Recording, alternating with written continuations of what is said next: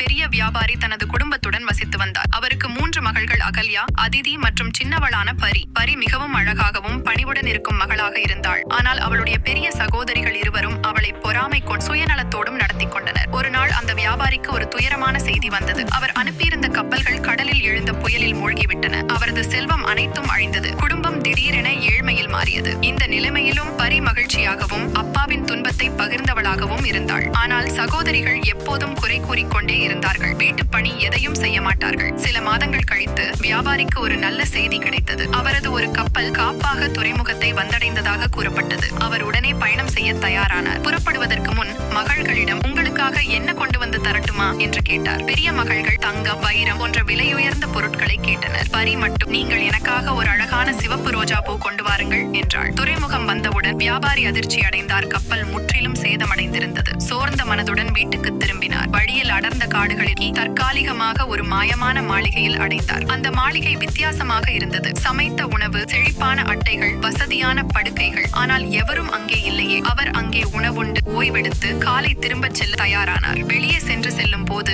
அழகான ரோஜா பூந்தோட்டம் ஒன்றை கண்டார். பரிக்கு வாக்களித்தபடி ஒரு பூ எடுத்த போதே ஒரு பயங்கர உருவம் தோன்றியது. அது ஒரு ராட்சசன். தோல்வி செய்தாய் என கடுமையாக கூறி மகளை இங்கு கொண்டு வா, இல்லையெனில் உன்னை கொன்று விடுவேன் என்றான். பயந்த வியாபாரி வீட்டிற்கு திரும்பினார். அவர் நடந்ததை பரியிடம் சொன்னார். பரி நிதானமாக, அப்பா, உங்கள் உயிரை காக்க நான் அந்த ராட்சசனிடம் செல்ல தயாராக இருக்கிறேன் என்றார். கண்ணீர் மல்க வியாபாரி பரியுடன் மாளிகைக்கு வந்தார். ஆரம்பத்தில் பரிக்கு மிகவும் பயமாக இருந்தது. ஆனால் அவளுக்கு துரிதமாக புரிந்தது, அந்த ராட்சசன் தன்னை நினைத்தது போல மோசமாக இல்லை. அவன் தன்னுடைய நலனுக்காக எல்லாவற்றையும் செய்தான். அழகான ஆடைகள், அணிகலன்கள், தனி கட்டிடம். அவளிடம் மிகவும் நன்றாக நடந்து கொண்டான். பரிக்கும் அவனிடம் நெருக்கம் வளரத் தொடங்கியது. இருவருக்கும் நல்ல நட்பு ஏற்பட்டது. ஒரு நாள் ராட்சசன் தன்னுடைய உணர்வுகளை வெளிப்படுத்தினான். பரியிடம் திருமணம் செய்ய ஆசைப்படுவதாக கூறினான். பரிக்கு இது எதிர்பாராத ஒன்றாக இருந்தது. நான் இப்போது பதில் சொல்ல முடியாது என்றாள் பரி மென்மையாக. ராட்சசன் சிரித்தவாறே, நான் உன்னுடைய உணர்வுகளை புரிந்து கொள்கிறேன் என்றான். அதற்கு பிறகு அவர்கள் இந்த விஷயத்தை மீண்டும் பேசவில்லை. பரி அந்த மாளிகையில் பாதுகாப்பாகவும் மகிழ்ச்சியாகவும் இருந்தாலும் அவளுக்கு குடும்பத்தினரிடம் பெரிய வாதை இருந்தது. இது ராட்சசனுக்கு தெரிந்ததும் அவன் பரிக்கு ஒரு மாய கண்ணாடி கொடுத்தான். அதில் பரி தன் குடும்பத்தை எப்போது வேண்டுமானாலும் பார்க்கலாம். பரி மிகவும் மகிழ்ந்தாள். ஒரு நாள் பரி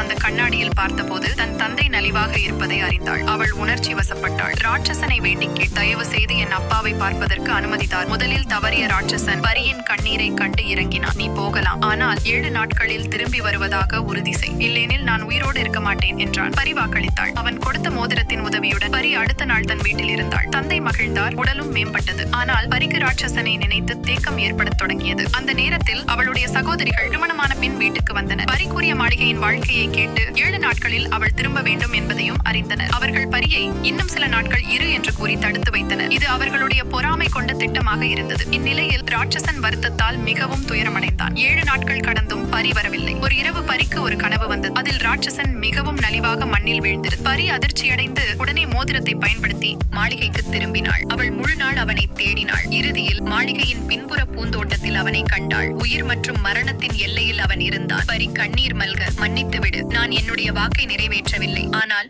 இப்போது எனக்கு புரிகிறது, நான் உன்னை காதலிக்கிறேன். தயவு செய்து என்னை விட்டு செல்லாதே என்றாள். அந்த வார்த்தைகளுடன் ஒரு அதிசயம் நடந்தது. அந்த ராட்சசன் மெதுவாக ஒரு அழகான இளவரசனாக மாறினார். பரி அதிர்ச்சியில் உறைந்தாள். இளவரசன் கூறினார், ஒரு மந்திரவாதியின் சாபத்திற்கு நான் இரையாகினேன். தவறுதலாக அவளுடைய மகனை வேட்டையில் காயப்படுத்திய போது அவள் சாபம் விதித்தாள். உண்மையான அன்பு மட்டுமே அதை உடைக்கும் என்று கூறினார். பரியின் அன்பே அந்த சாபத்தை ஒழித்தது. பரியின் கண்களில் மகிழ்ச்சியின் கண்ணீர் பொங்கின. இருவரும் ஒருவரின் கையை பிடித்துக் கொண்டு ஒரு